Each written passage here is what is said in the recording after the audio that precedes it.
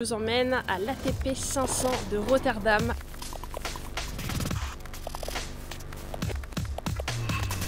Les gens nous demandent en fait, vous n'avez pas marre de corder les raquettes? Ce qui est très cool à Rotterdam, c'est qu'on a... Tu cordes la raquette de qui actuellement? Là, je corde la raquette de...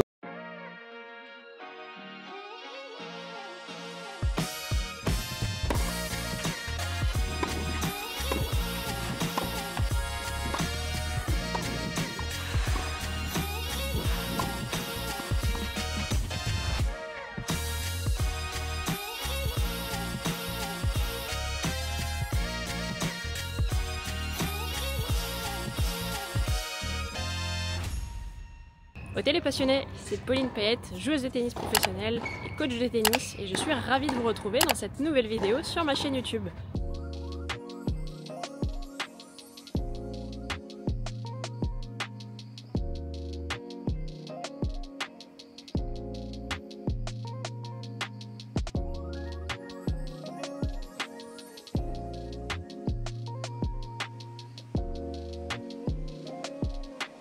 Aujourd'hui, je vous emmène à l'ATP 500 de Rotterdam. J'ai été invitée par Technifibre pour passer 2 jours sur le tournoi. Donc c'est une expérience incroyable. Je suis jamais venue sur le tournoi de Rotterdam. Un des plus beaux tournois indoor, un des plus gros également. C'est un ATP 500. Et très contente d'être là.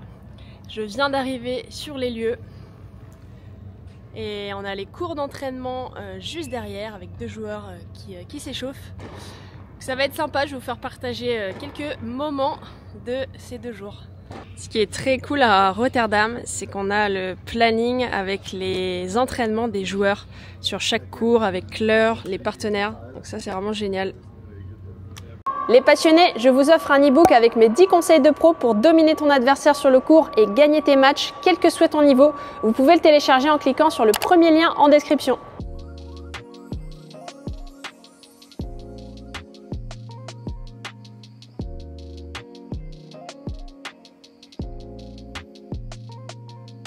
Je suis sur l'ATP 500 de Rotterdam, sur le stand Technifibre, où se trouvent les 5 cordeurs officiels du tournoi.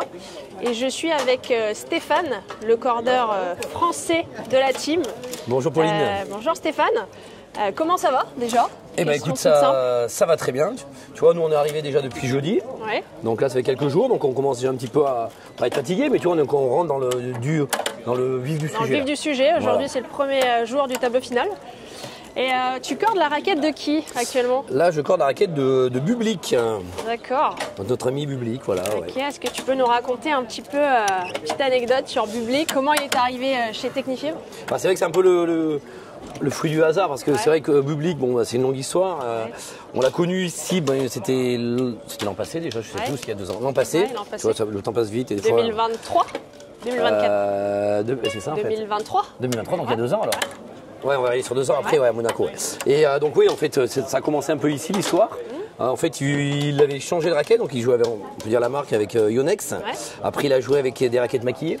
Ouais. Et là, il cherchait un cordage, en fait. Donc du coup, on a commencé un petit peu à lui faire des tests.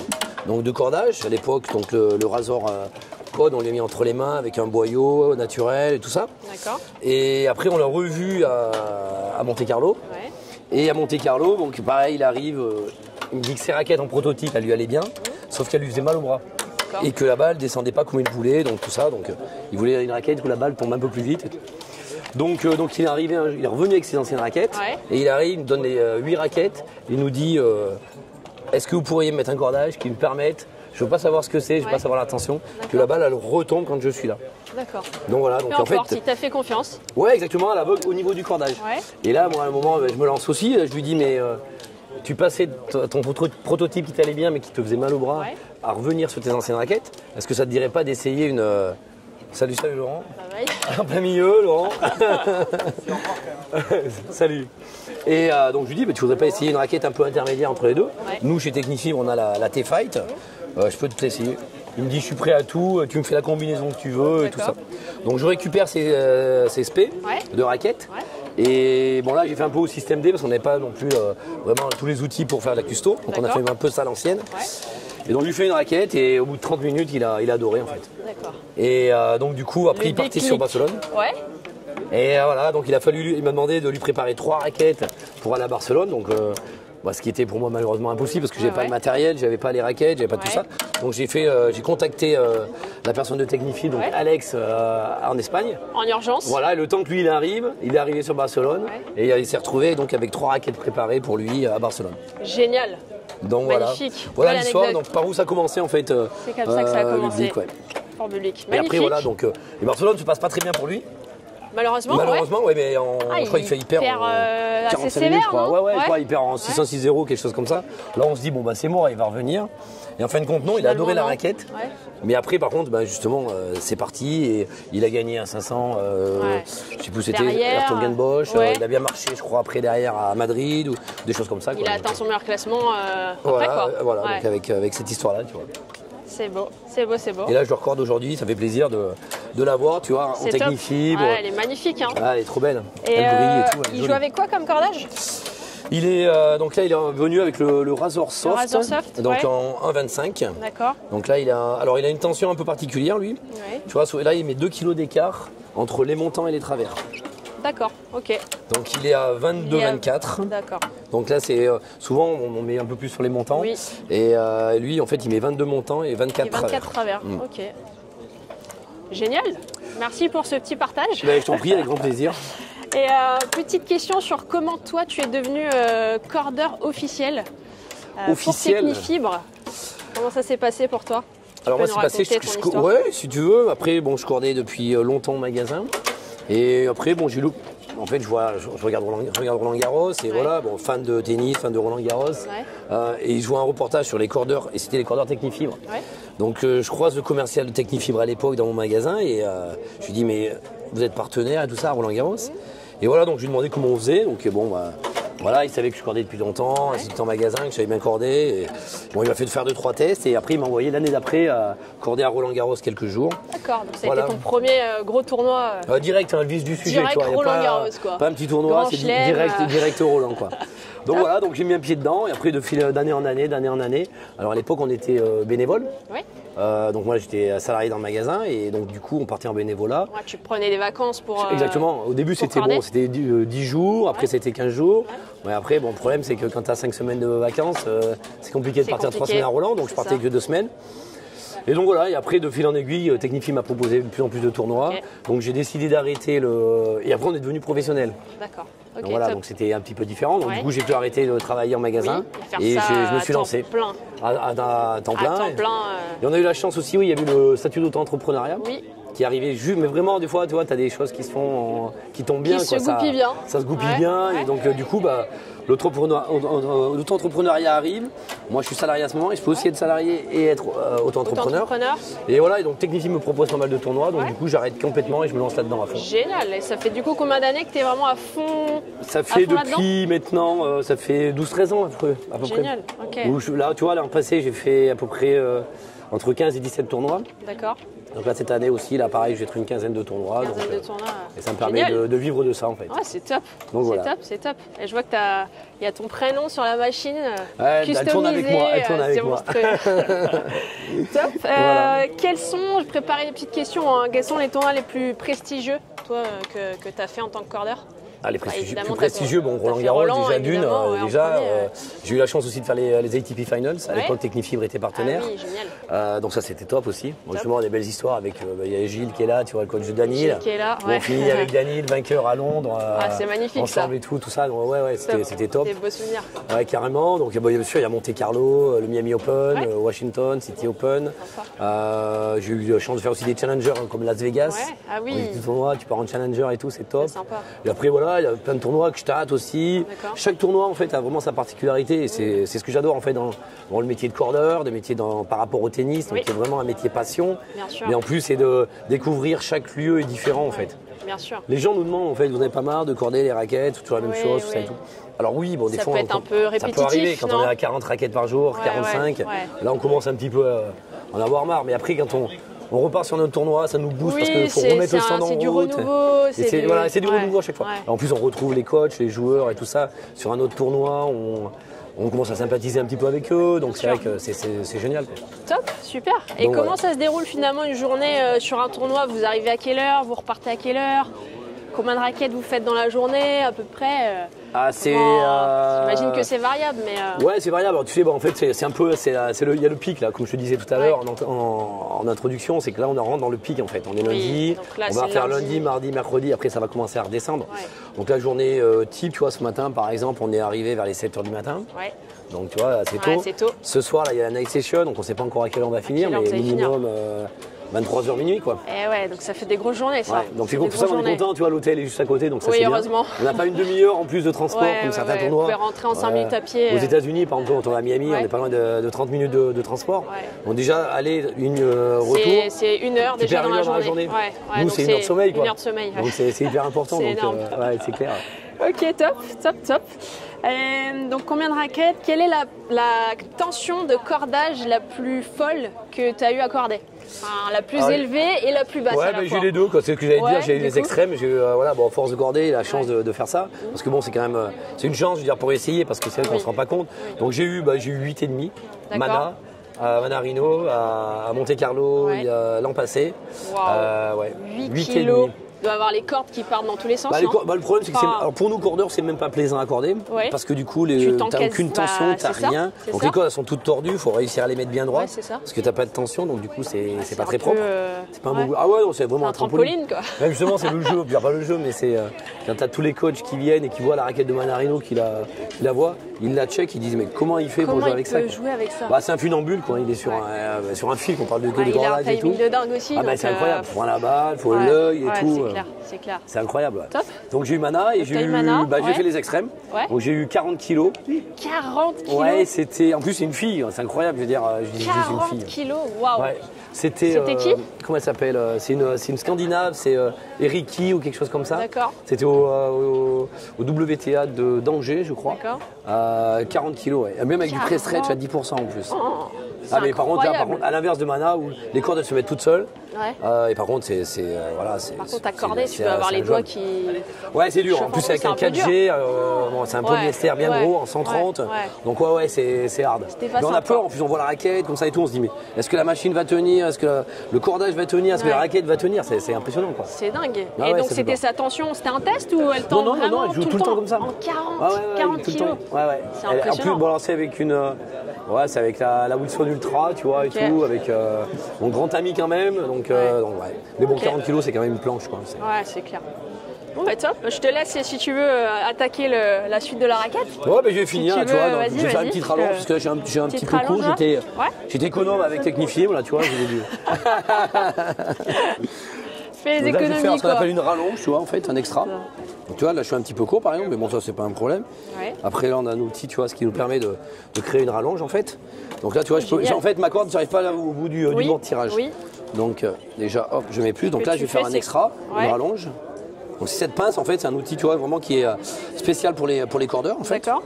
Et là, du coup, tu vois, ça me crée ma rallonge, donc je peux aller où je veux. Top. J'avais jamais vu ça.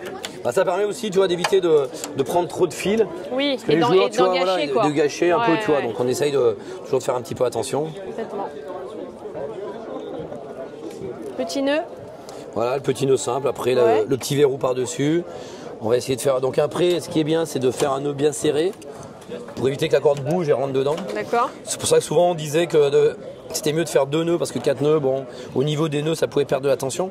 Mais quand le nœud est bien verrouillé, bien tendu, après on peut couper court. Donc et ça bouge pas. C'est top. Ok.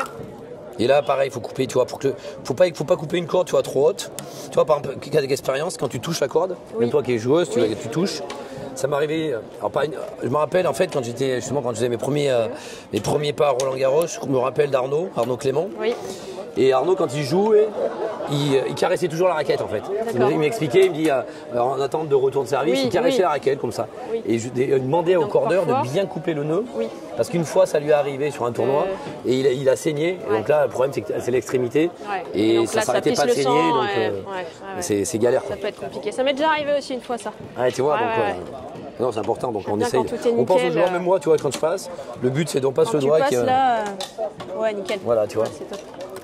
On avance sur public en même temps, tu vois. Quel est le cordage le plus utilisé là, en général, en tout cas sur le circuit ATP, sur le circuit WTA? Tu vois la matière, tu veux, ou le modèle de cordage? Plutôt le modèle. Alors, avant, on avait quand même un cordage que tout le monde connaît, le Luxilon, la Lupower, tout ça et tout, qui était vraiment, à l'époque, qui était vraiment utilisé. C'est vraiment, ça représentait peut-être 80% de tous les joueurs. D'accord. Là, aujourd'hui, les joueurs maintenant font de plus en plus confiance au cordage polyester, mais de la marque en fait, de leur partenaire technique, pour là par exemple Technifibre. Là de voir par exemple tu vois la T-Fight chez Technifibre, et cordé avec le Razor Soft. Voilà. Avant, il y a quelques années, ça aurait pu être la Lupower, tu vois, par exemple, qui a été utilisée. Maintenant, c'est moins le cas. Bah, c'est moins le cas parce que du coup, toutes les marques ont travaillé des bons polyesters ou des bons cordages. Donc oui, bon après le Luxilon, je ne cache pas qu'il reste encore dans les top cordages. Mais voilà, donc quand on voit que voilà.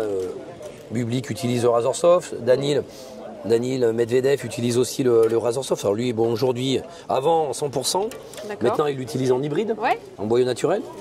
Mais voilà, on a eu Constant Lestienne qui utilise aussi le cordage Technifibre. Donc tous les joueurs maintenant utilisent vraiment le cordage de la marque, en fait, de leur raquette. D'accord, top. Est-ce qu'il y a beaucoup de boyaux? Pas tant que ça. Il y en a un petit peu, ça représente... Pas tant que ça. Non, pas tant que ça. D'accord. Ça représente, allez, je dirais 15% peut-être. D'accord, peut-être plus chez les filles, non? On en a quelques-unes. On avait Caroline Garcia qui utilise en hybride aussi. Il y avait, oui. Après, le truc, c'est que je fais pas beaucoup de féminin, moi, tu vois. Ouais, beaucoup de tournois. Sur la TP, toi. Ouais. Alors bon, quand on fait des tournois comme Miami, effectivement, c'est un double tableau, donc. Je l'ai, mais alors un peu plus de filles, mais... Ouais, en filles, il y en a quelques-unes, effectivement. Il y a pas mal de joueurs de double, quand même, qui utilisent l'hybride. Beaucoup de sensations, tu vois. Ouais, c'est sympa. Moi, j'ai déjà testé. Ouais, c'est agréable. Ouais, c'est top. Mais tu vois, j'ai discuté avec un joueur, là, Nicolas Mektic, par exemple. Ouais. Et lui, il était toujours avec un polyester. Alors, c'était l'Adrénaline 130 de chez Luxilon, pour pas le citer, tu vois. Ouais. Et là, je le vois, je lui dis, ah, ça y est, t'es passé en hybride et tout. Elle me dit, ah ouais, j'ai super sensations. Mais il me dit, il veut que son coach il change. Parce qu'il me dit, le problème, j'ai des très bonnes sensations, mais je gagne pas un match, il me dit. Tu vois, donc c'est. C'est compliqué, ça. Ouais, faut choisir. Ouais, d'accord, faut choisir. Le confort ou la victoire, quoi. Il attend d'avoir les résultats maintenant, mais il me le dit. Il me dit, mon coach, il veut que je change, que je revienne à mon full Luxilon, tu vois. D'accord. Et lui, il me dit, non, mais j'adore, j'ai des super sensations, mais il me dit, je gagne pas, quoi. Donc voilà, est-ce que ça va ou pas, je sais pas, tu vois. Ah là, c'est le dilemme, là. Ouais, bah carrément, ouais. Bah oui, c'est compliqué. C'est ça. Mais je pense qu'il n'y a pas que lui, quand on essaye le boyau, on a des super sensations. Après, bon, le résultat, des fois, ne suit pas tout de suite, mais bon, après, est-ce que c'est... D'accord. T'as essayé, toi? Et donc, oui, moi, à l'époque, je jouais quand j'étais ado. Ouais. Je jouais en hybride et j'aimais beaucoup. Maintenant, je suis passée sur le Black Code depuis pas mal d'années, là, depuis 7-8 ans. Ouais, il est très bien. Black Code, j'adore. J'adore vraiment, j'aime beaucoup. Et donc, majoritairement, c'est du polyester, pour polyester ou hybride sur le circuit ATP. Bien sûr, bien sûr. Et toi, pour les joueurs, on va dire le lambda, les 4e, 3e séries, qu'est-ce que tu recommandes de manière générale comme cordage? Alors, tout dépend en fonction vraiment de leur type de comment ils jouent en fait, de leur type de jeu. S'ils cassent beaucoup, effectivement, on peut passer sur du polyester, mais un polyester souple. Tu parlais du Black Code, il est très souple comme polyester. Oui. Le Razor Soft aussi, tu vois, mais par contre avec des basses tensions. D'accord. Par exemple, si avant il était en multifilament, il casse tous les mois ou tous les 2 fois par mois, tout ça et tout. Je comprends que financièrement, ça fait un budget après. C'est un budget, Donc du coup, passer sur un polyester, mais par contre, bien penser, alors si on passe au polyester, de descendre de 10% en tension. En tension par rapport au multi. Si par exemple, on était à 25 kg, on passe à 22,5, 22, 23, 22, quelque chose comme ça. Obligatoire. C'est voilà. Pas que ça soit trop traumatisant, quoi. Ah ouais, non, 25 kg, c'est traumatisant pour le bras. Il n'y a aucune élasticité sur le polyester. En fait, les pros jouent avec ça parce que c'est un cordage qui leur apporte du contrôle de balle, quoi. Ouais, c'est ça. T'as un bon rendement. Et un bon rendement, voilà. Et c'est pour ça aussi que maintenant, ils nous font corder énormément de raquettes. Les cordages ne sont pas cassés, mais ils sont tous détendus, en fait. C'est ça.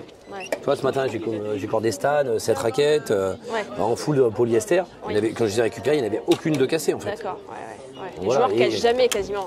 Non, avec les changements de balles, ils changent à chaque fois. Ils attendent pas de casser en fait. C'est ça. Tu perds un point qui peut être un point important, ça te rend fou, quoi. Donc, bien sûr. Ils gomment tous les petits détails. Donc évidemment, c'est ça, évidemment. C'est le tennis professionnel. Exactement. Exactement.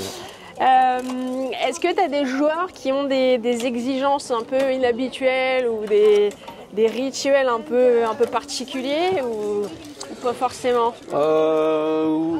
Oui, j'en ai eu quelques-uns. Alors par rapport à des techniques de pause, ils nous demandent des techniques de pause, effectivement. D'accord. Tu vois, on a eu C'était qui Jiri Leyeka, là, qui se met à accorder en 2 nœuds maintenant. Et qui demande à faire en fait ce qu'on appelle un tour du monde.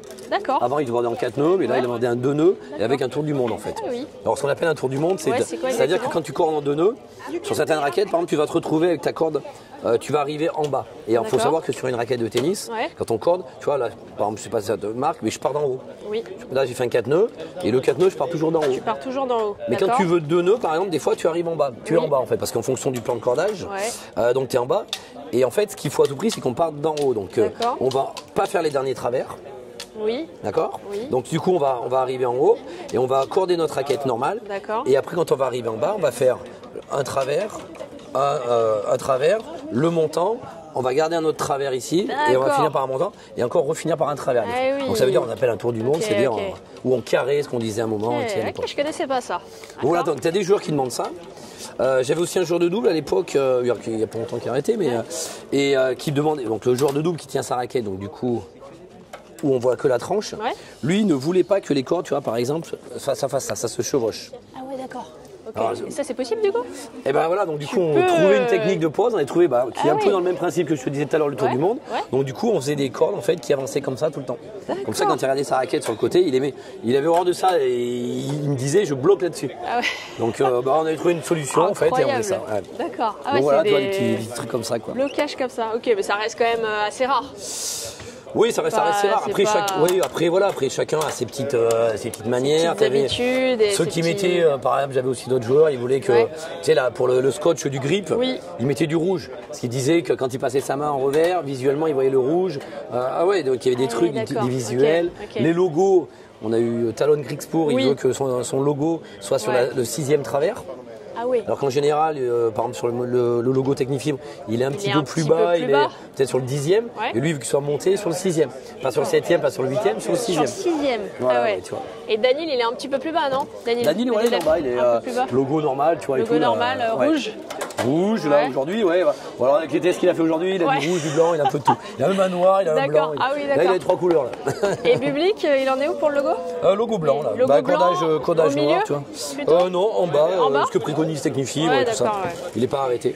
Et tu avais aussi un joueur comme, il s'appelle Dimitrov, qui lui veut justement, alors, quand on fait le logo de la marque, de la raquette, tu vois, donc là, tu vois, Bublik, par exemple, avec Technifibre.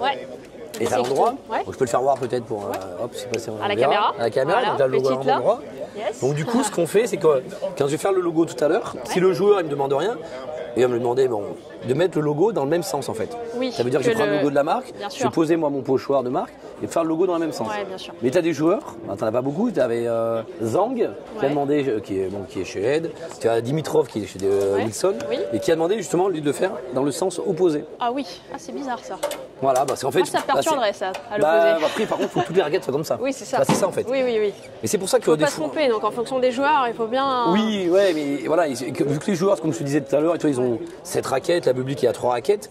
Si par exemple sur 7 raquettes, je mets un logo à l'endroit, un logo à l'envers, quand le joueur il prend la raquette, tout de suite, lui, il a toujours la même prise en fait. Oui, c'est ça. Tu sais bien. Il voit toujours. Donc du coup, si un jour, en attente de haut service ou dans son jeu, il a le logo qui est dans l'autre sens. Il va se dire merde, hop. Ça change tous les repères. Ça change tout. Ça change tout, visuellement. Les routines, les habitudes, forcément sont modifiées. Le petit détail, comme on disait tout à l'heure. Chaque petit détail, il faut les gommer. Exactement. Ok. Et top. Écoute, je pense qu'on est pas mal. Est-ce que tu as un challenge? Quel a été un petit peu ton plus gros challenge en tant que cordeur? Si tu as une petite anecdote là-dessus. Challenge, j'ai eu des petites anecdotes, j'en ai eu pas mal. J'en ai eu pas mal. J'ai eu la chance aussi de corder Dieu quoi, je dirais. Roger quoi. Roger. J'ai eu la chance, j'ai cordé sur plusieurs fois. Je l'ai cordé ici aussi à Rotterdam quand il était venu. Je l'ai cordé aussi sur le tournoi de Gstaad en Suisse. Alors là, c'est vrai qu'on a eu la chance, c'est que c'était génial parce qu'en fait, il était en train de changer de matériel. Il est passé sur une tête de raquette un peu plus grosse. Donc du coup, raquette maquillée noire. Donc là, tout le monde voulait savoir quelle raquette c'était, tout ça et tout. Donc voilà, donc Séverin Lutti, donc son coach, est venu me voir. Donc vu que j'avais cordé déjà un petit peu avant et tout, on se connaissait bien. Il m'a demandé si je pouvais. On était ouvert au public comme ça, toi c'était un stand public avec 3 machines. Si on pouvait bouger une machine, pour corder ses raquettes dans un espace fermé en fait. Ah oui, pour pas qu'on voit, que pas le public voit, prenne des photos, tout ça et tout. Ah oui, d'accord. Oui, ça avait été demandé par l'équipementier, par Wilson en l'occurrence. Donc du coup voilà. Bon, et donc tu avais ta petite salle à l'écart pour corder la raquette de Roger. Ah ouais, c'était la mission. Mission secrète quoi, mission impossible, on a emmené la machine sur un transpalette, on allait se mettre dans un bureau, tout ça et tout, mais c'était incroyable. Ouais, c'est top ça. Et après j'ai eu la chance justement avant son match que... Et en fait, dès qu'ils avaient la porte fermée, je me fermais à l'intérieur en fait. Personne ne pouvait venir. Ah non, mais même le directeur du tournoi ne pouvait pas rentrer dans le tournoi. Ah ouais, d'accord. Il n'y avait que moi et on en était là. C'était la salle secrète quoi. Exactement, c'est la salle secrète, donc je me fermais. Et quand ça frappait, là c'était Séverin. Donc j'avais 6 raquettes à faire pour son match et j'étais en train de finir. Et je lui dis, ouais, je suis sur la dernière raquette et tout. Il me dit, non, mais c'est bon, pas de problème, t'inquiète, on arrive et tout ça. Et donc, c'était une pièce où il y avait la machine à café, il y avait une imprimante, rien à voir, c'est pas un vestiaire, tu vois. Et là, Séverin arrive, Roger arrive et son kiné arrive, tous les 3. Et la porte se referme. Avec quoi. Donc, Roger au milieu. Oui. Bon, c'est quand même impressionnant, parce que tu te retrouves dans une pièce de 12 mètres carrés, t'es là, avec au milieu. Avec Roger en face. Ça fait drôle. Donc là, il arrive. Non, mais super sympa, quoi, adorable. Je veux dire, voilà, tu vois, le respect, le vouvoiement déjà d'une. Bon, après, il s'excuse de la gêne occasionnée, comme il me disait, tout ça et tout. Par rapport à ça, de bouger de machine. C'était sa demande? Ah, c'était la demande de Wilson. Ah, la demande de donc Wilson. Il me dit, ouais, vraiment désolé, tout ça et tout. Moi, là, mon équipementier, Wilson voulait pas que ça se voit. Mais il me répète le truc, toi, même lui, quoi, Roger, quoi. Donc je lui dis, non, mais c'est un honneur, il n'y a pas de problème, t'inquiète pas, avec grand plaisir, et ainsi de suite. Donc voilà. Et donc on fait ça, et donc. C'est vrai, je lui explique que j'étais en train de tenir ses raquettes. Il me dit non, pas de problème et tout. Il s'assoit sur une chaise, il commence à mettre le bandeau. Et c'était un quart d'heure avant le match. Je pensais qu'il allait dans le vestiaire. Et en fait, il se retrouvait là. Donc il y avait le kiné, lui préparait les boissons. Séverin, son coach, lui parlait en allemand, de technique de jeu, tout ça et tout. Bon, bref, préparer le match et tout ça. Et d'un seul coup, je me retrouve avec lui. Ils sont partis tous les deux. D'accord. Je me retrouve avec Roger qui est en train de mettre ses surgrippes de raquettes, moi en train de finir la raquette, face à face, là, à 3 mètres. Incroyable. Mais bon, quoi dire avant le match? Ouais, bah non, c'est compliqué. C'est compliqué. Bonne carrière, bien joué, bon match, allez, truc. T'es là, donc tu restes en compte. Tu le laisses dans sa bulle. Tu le laisses dans son truc, tu vas pas le déranger non plus, tu sais pas comment ça se passe, quoi. Même avec l'expérience de plein de choses. Et c'est vrai que après c'est lui qui m'a posé quelques questions, qui a lancé la conversation. Et donc il m'a posé des questions, si je faisais beaucoup de tournois dans l'année, un peu comme toi, tu vois, comme une interview.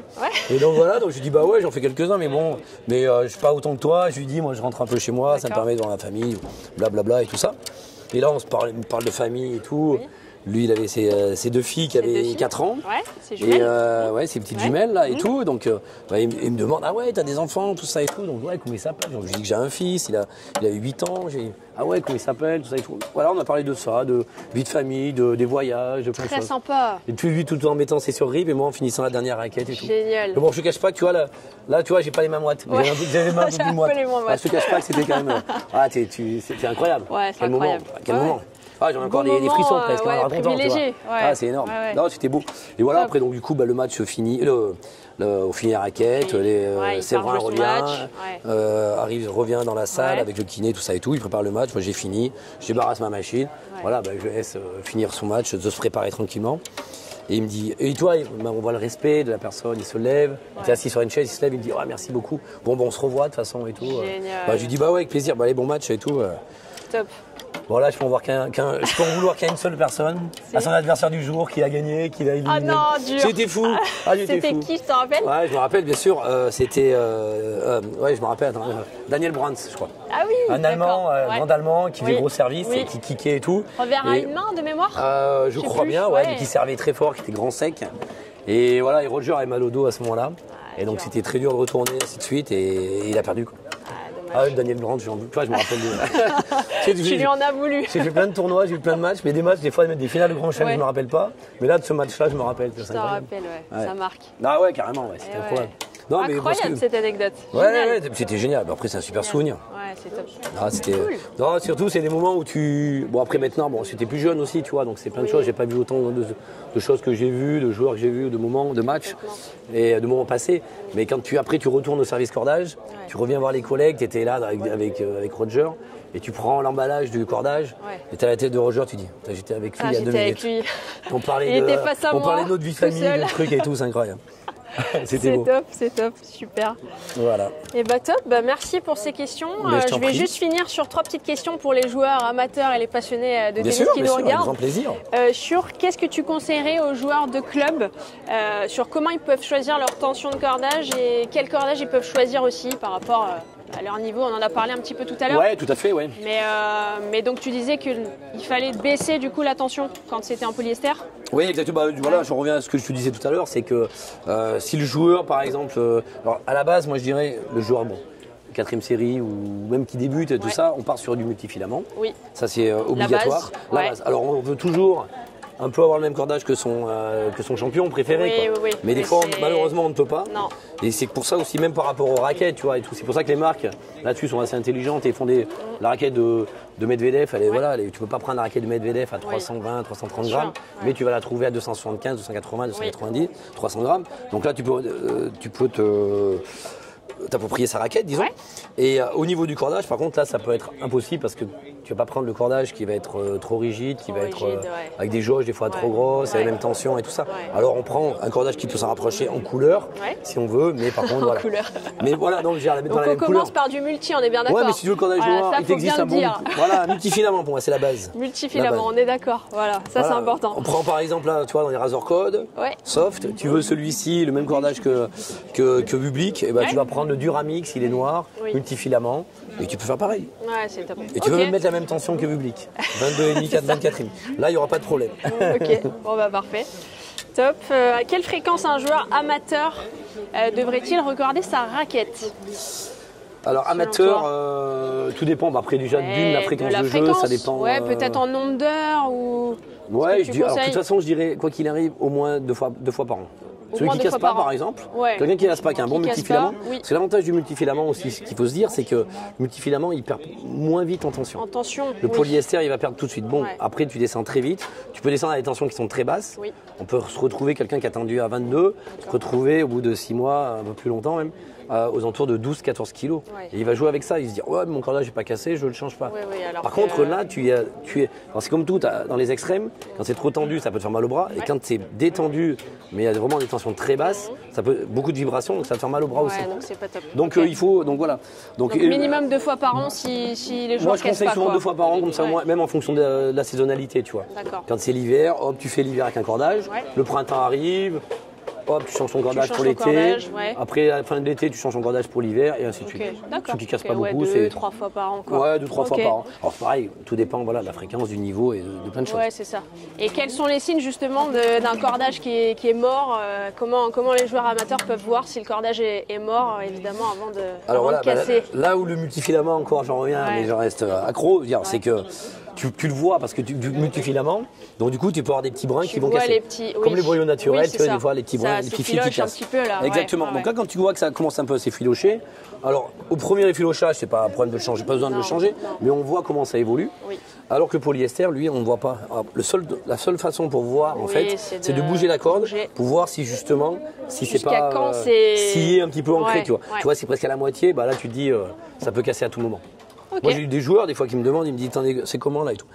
Bah, je lui dis là tu peux jouer encore un peu, mais des fois je lui dis préconise, change-le. Parce que si je te dis non, c'est bon, tu vas jouer, tu arrives à l'échauffement, bam, ça casse. Alors tu te sens bien avec cette raquette là, il va dire oh le cordeur, putain merde. Qu'est-ce qu'il me raconte? Tu vois, donc voilà. Ok, bah écoute, génial, merci beaucoup. Je t'en prie, avec grand plaisir. C'est la fin, la raquette de Public est cordée. Voilà, merci à toi et c'était super. Je t'en prie, merci avec beaucoup. plaisir. Yes. Salut.